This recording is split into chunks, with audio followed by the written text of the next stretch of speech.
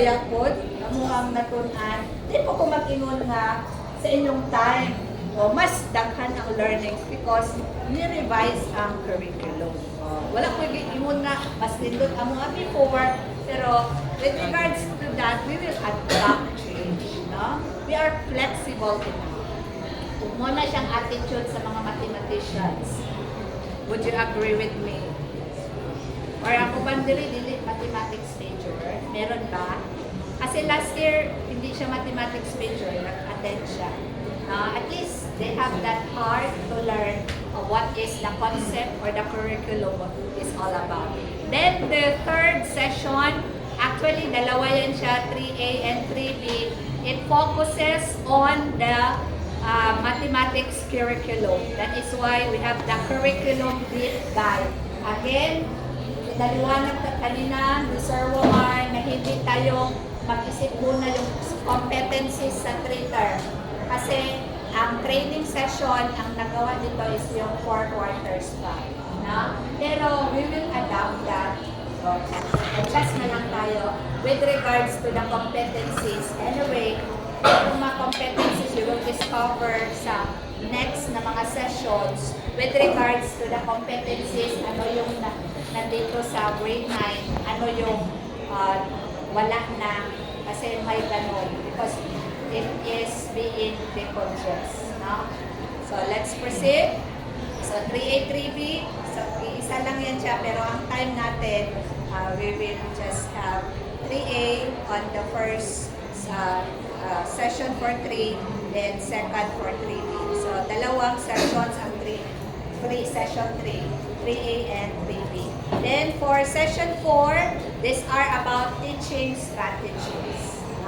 Alam na natin, we have a lot of strategies learned, especially yung mga seasoned teachers, and most especially yung mga young ones kasi you are equipped with technology. So mas maganda na mas equipped tayo sa technology, at hindi naman ibig sabihin na yung mga traditional hindi na talaga gamitin.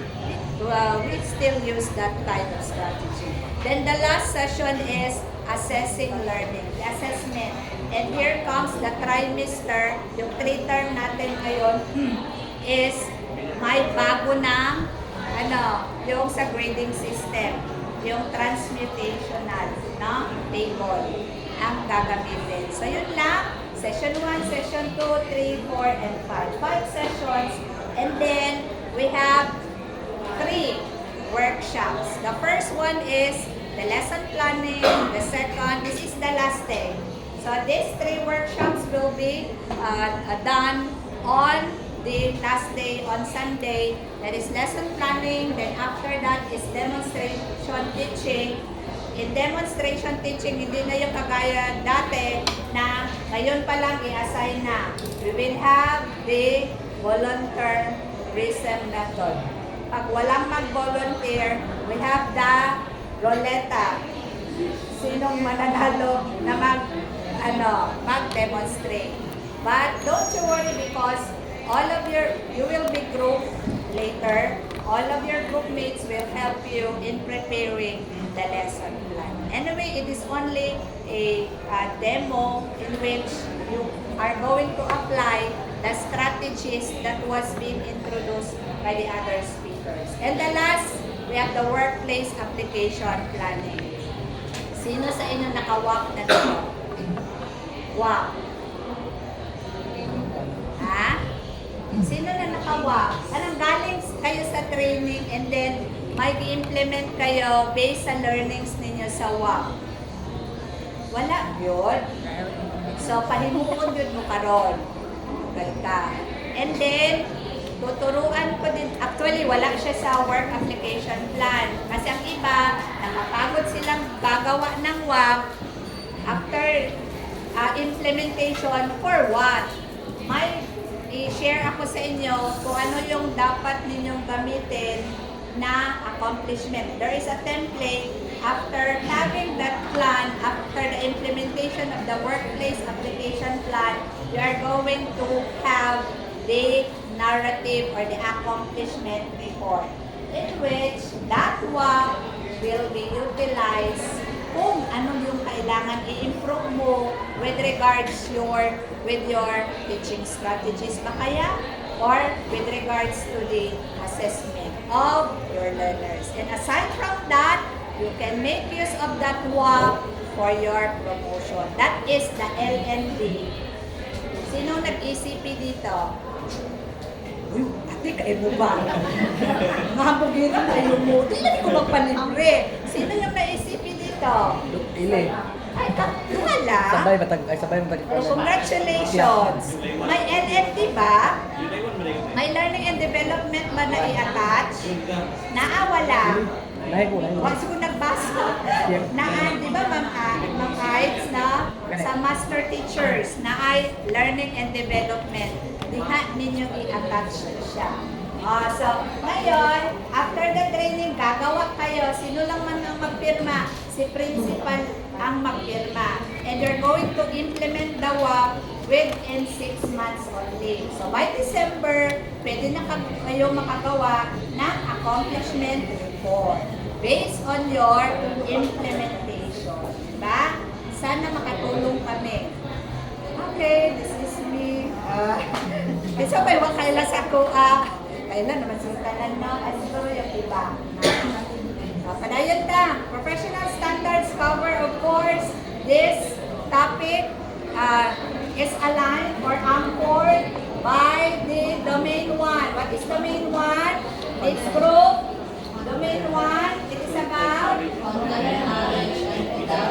and under that, we have the indicators, the research base, and we have the collaborate with colleagues. So collaboration with your colleagues, sharing of inputs, sharing of learnings from what you have learned by applying it from the research that you have conducted. If there is no research, you can make use of your WAP. Of course, you can make use of that content, knowledge, and pedagogy, di ba? Yung sa indicator, yung pag pina-obserbahan tayo from public school, ay lugat mo sa private kung may observation nila. So ano yung tool na ginagamit with regards to classroom observation?